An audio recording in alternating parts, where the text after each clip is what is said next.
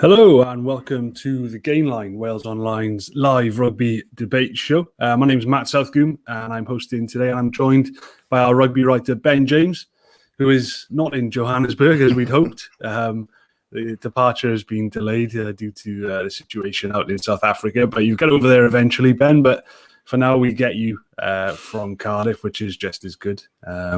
Obviously, we've had the first Lions squad of the tour as such. You know, I know the warm-up game against Japan is taking place, but now the tour really starts in earnest. Feel free to get your comments in. I'll keep an eye on the comments and we'll be answering them as we go over the next 20, 25 minutes or so. But Ben, we might as well just jump straight into it. The Lions squad, what do we make of it?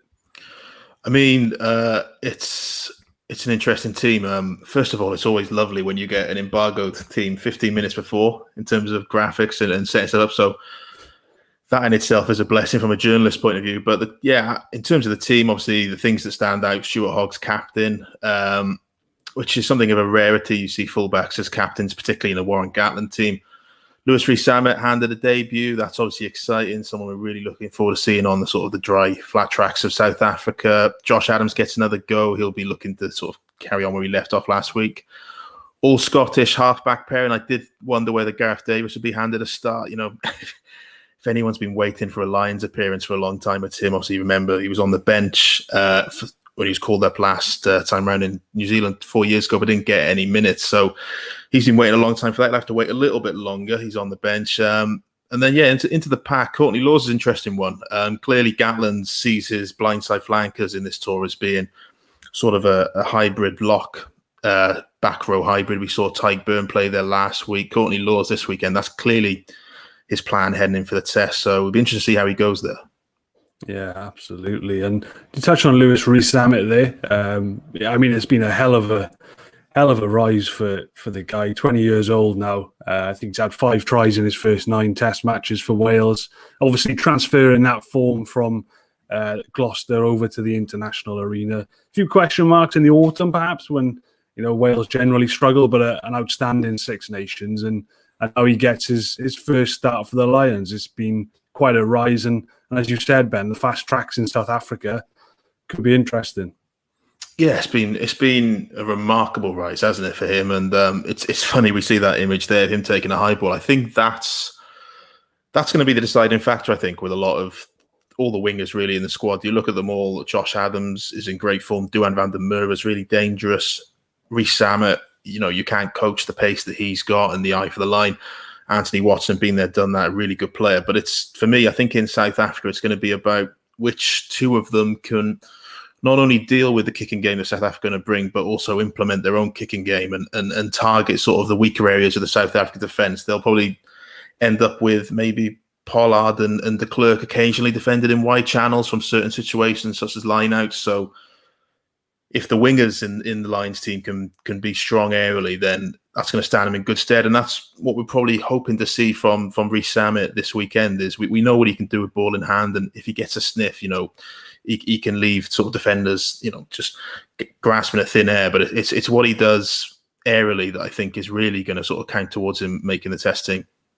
Where do you think his chances are at the moment of making that test side? I mean, obviously the Lions are blessed in every position, but back three is a particularly competitive department of the squad. Where do you think he sits in that pecking order?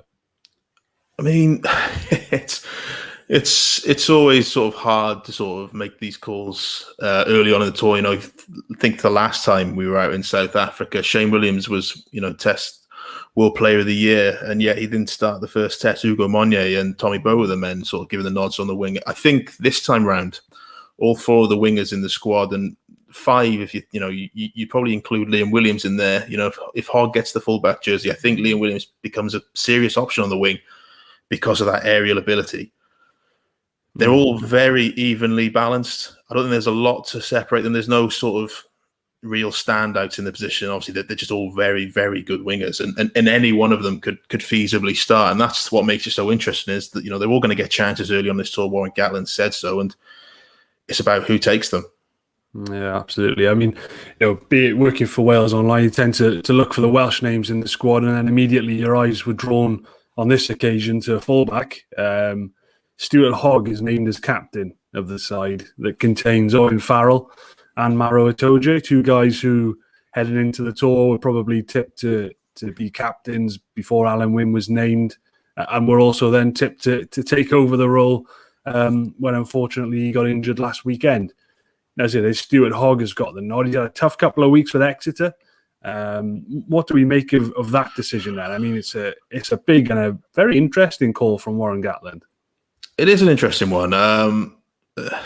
You sort of wonder from what angle he's really approached it. You know, I think before this week, if you'd said about sort of who Warren Gatland's captains tend to be, backs wouldn't really be it. You know, I think from memory, I can't remember too many backs captain in Wales under Gatland. I think Scott Williams was the first, and that was 7 years after Gatland arrived in Wales. Yeah. So, you know, he didn't really favour backs captain. And then in the space of a week, Conor Murray's the tour captain, Stuart Hogg's captain in their first game in South Africa. As you mentioned, it's very interesting that he's overlooked Farrell and Itoje. Maybe there's a sense with Farrell that they just want him to focus on his rugby. I think during the Six Nations, we probably saw him struggle with the captaincy a little bit and struggle with that responsibility when his own game was not quite up to scratch. I think maybe this just allows him to sort of, you know, get back to just playing rugby, you know, a bit like you see with the England captaincy in cricket. You know, how often do you see prolific batsmen sort of struggle with the bat when they take that captaincy? Maybe that's the idea with Farrell. Itoje, you know, could so easily have been captain. Perhaps there's an element of, you know, Finn Russell's first sort of outing at 10 on this tour. Having Stuart Hogg as a leader from the backfield could potentially help his Scotland teammate sort of have a slightly easier armchair ride with things. But yeah, it's an interesting call, and we'll have to wait and see what Gat says in about an hour's time. If you're Liam Williams looking at that, does that concern you? I don't think too much. I think, you know, Conor Murray's the tour captain. He's in line to start. I don't think, you know, at the end of the day, Hogg's an experienced player. He captained Scotland. He's been on 2 tours before. How we've seen a lot of players captain the Lions in midweek games and Saturday games and warm-up games that, you know, don't feature in the tests. You know, I don't think you read too much into the captaincy at this stage. Yeah, lots of comments coming in for support for Lewis Rees-Zammit. So pleased for Lewis. This is Dawn Waterman. Natasha Marie Fitzgerald. Go Zammit, so pleased. And a nice little well done coming in from Elaine Sutcliffe there. Keep the comments coming in, guys, and any questions you've got, we'll answer them along the way. But keep things moving, Ben. You touched on Finn Russell there. Interesting to see Farrell named at 12. Obviously named as one of the fly halves on the tour, though he does play 12 for England more often than not. Interesting combination. I think, yes, the whole backline's a very interesting combination. Obviously, Ali Price, massively sort of informed scrum half in the Six Nations. Russell, we know what he can do. He's, you know, does 3 things very well, then maybe takes a step back, you know, with a mistake. So in that sense, partnering with Owen Farrell, it seems quite pragmatic. And then you've got Chris Harris outside them, who's just a really good defender. So it seems a good balance of maybe a bit of mercurial talent and a bit of sort of wise heads. So it'll be interesting to see how it goes. Obviously, 4 years ago, Gatland was sort of, took a while for him to be convinced of a 10-12 axis. Started the first test with Ben Teo at 12, and it was only in Wellington that he reverted to Farrell playing 12. Whether he feels that's the best option for him straight out the gate in South Africa remains to be seen, but it'll be interesting to see how those two go. Just the whole backline in general, whether Russell and Farrell can get the best out of that back 3, because if they can, you know, it could cause chaos. How do you see Finn Russell and Owen Farrell combining, and who's bringing what to the party there? Well, it'll be interesting to see how they play it, where they play it as Farrell as a second receiver, sort of playing out the back passes with Harris taking a short line, or whether they sort of play a bit more left and right, Farrell stepping in as first receiver on a second phase. Sort of as a second fly half rather than a second receiver. It'd be interesting to see how they do that. I'd imagine it'll be just a bit of both, really. we saw on the weekend how the Lions are sort of playing with their pod formations. Bigger's playing very flat, wasn't he? They're picking a lot of forwards off. So maybe there won't be as much room to sort of out the back balls, just given how they played with their forward pods. But I'm sure they'll try something like that, because that can be the best way to open up defenses. Yeah, absolutely. And moving into the pack then, Wyn Jones gets his first start. Obviously made his debut against Japan off the bench last weekend. It's obviously a big opportunity for Wyn Jones, because that number one shirt's kind of up in the air a little bit at the moment. Rory Sutherland kind of laid down a bit of a marker last week. Mako Vunipola is on the bench for this one on Saturday. So when he comes on, he'll be looking to make a statement as well. What sort of opportunity is this for Wyn Jones, and how important is it that he does make a good impression? Well, as for every player, it's a massive opportunity. It's the shortest Lions tour to date. We've only got 5 games now between the now and the tests. If you think that every player is going to get a start in those first 3 games, potentially some players have only got one real starting opportunity to grab a test play. So for Wyn Jones, it's massive that he just does what he has done for the last year and just impress. He's not someone who sort of pulls up trees or makes headlines. You type in Wyn Jones on Google, you're still going to get Alan Wyn Jones coming up as the first results. That's the sort of curse he lives with. He's not a big name per se, but he's just gone about his business, over the last two or so years, just really quietly, really impressively. And Gatlin will appreciate that. The coaches will appreciate that. And, it's just about more of the same from him. So the same question again, I guess, as with Lewis Rees-Zammit, where do you see him in the pecking order right now when it comes to the loose heads? It's much of it depends on what Mako Vunipola is like and his fitness. I think Rory Sutherland, certainly in last year's Six Nations in the autumn, was one of the form loose heads. I think Wyn Jones has been outstanding, as I mentioned, for a year or so. Mako Vunipola obviously playing in the championship for Saracens, and the way England have gone, he's probably starting from a little further back in terms of fitness and all that, but he's got a lot more credit in the bank. So it could well be more about what Gatlin sees from Vunipola than what he sees from the others, unless, of course, Wyn Jones or Sutherland just grab the jersey and just make it their own outright. If they don't, then it becomes, how much do we trust Mako? Indeed. And moving on a bit further into the pack then, Faletau starting at number 8 obviously is a more familiar position. Came on, had to play open side at Murrayfield after Justin Tipperick went off. Obviously not a particularly familiar position for him to play in. I think it showed in his performance as well. Dropped off slightly while Jack Conan had a really good game. How important is it for Faletau to hit the ground running in South Africa now? Because you've got Sam Simmons lurking as well on the bench this weekend, who's going to want to make a big impression. I think Gatlin will want Faletau to really come through. What do you make of the situation? I don't think it's panic stations just yet. I think Jack Conan's performance last Saturday will have just injected a slight bit more of urgency for Faletau in terms of taking this opportunity today. But he's still far and away the sort of the outstanding candidate for number 8. Coming on at open side did him no favors last weekend. I haven't checked, but to the best of my knowledge, I don't think he's played there in 10 years. I seem to remember he played there once in the World Cup 2011, but I couldn't be totally sure on that one.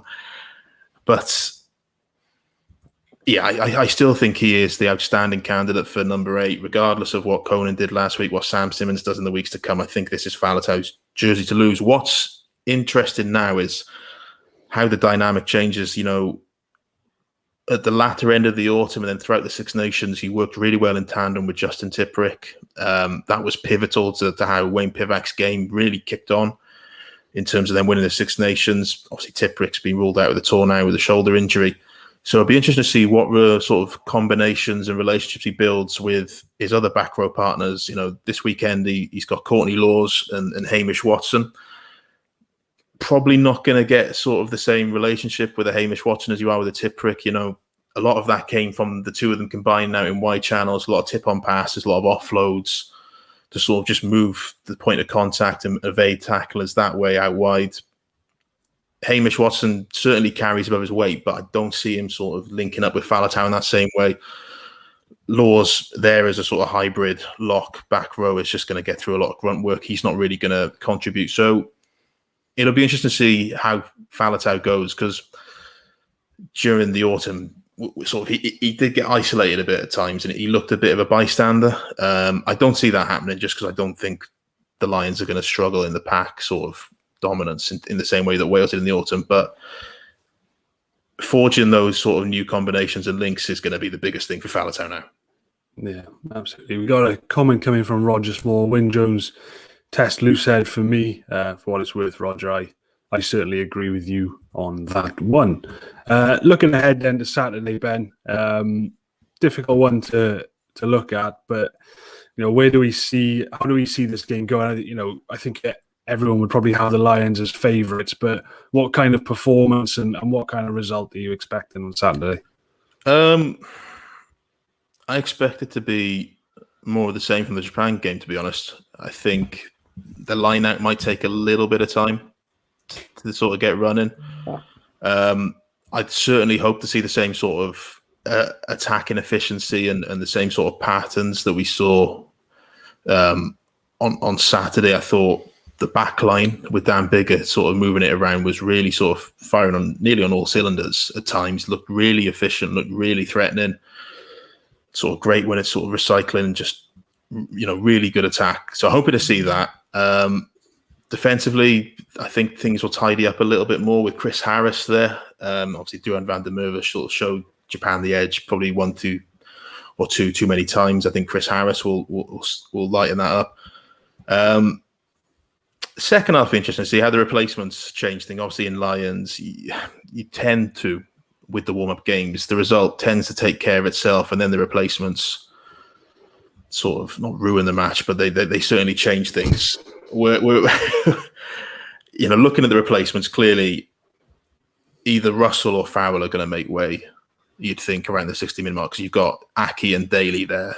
Aki's obviously he is a centre. Daly can cover the back three in centre, but you'd think the way the Lions are looking to use him, he's likely to be a 13 option on this tour. So, that suggests to you that either Russell comes off with an hour gone, Farrell goes to 10.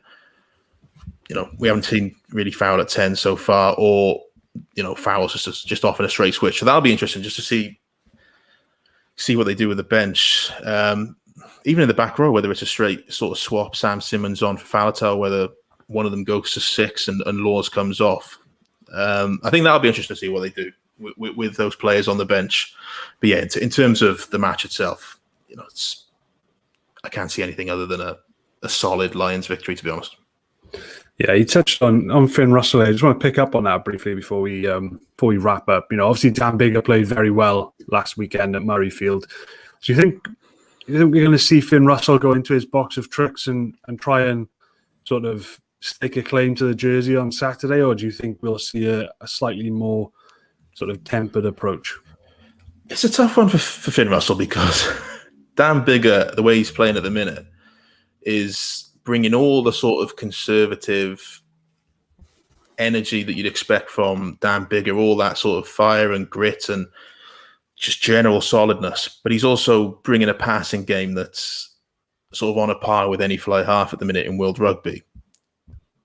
So he's bringing that flair as well. So if you're Finn Russell, who's sort of the complete other end of the spectrum, you sort of wonder, do you lean further into the sort of the box of tricks, or do you try take on Dan Biggar in the conservative game that you're probably not going to win? And looking at the back line that's picked around him with Farrell and Harris, I'd imagine they'd be encouraging, without sort of, throwing the baby out with the bathwater, just encouraging Finn Russell to push the envelope a little bit, because you've got two centres there who can not clean up your mess per se, but they can certainly add some solidity and some steady heads, and then you've got a back three that can sort of cut teams apart. So I think that's how they'll look to play it. And give Finn Russell the opportunity to sort of pick out those passes and find those gaps and play the exciting brand of rugby that he likes to play.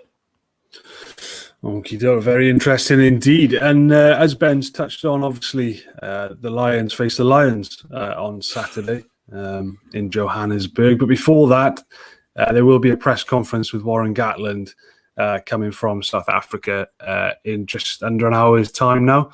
There's also going to be a Wales press conference this afternoon as well. And looking forward to the weekend. Obviously, Wales face Canada at 3 o'clock and the Lions face the Emirates Lions at 5 o'clock. And you will be able to catch everything from all those press conferences and all those matches right here on Wales Online.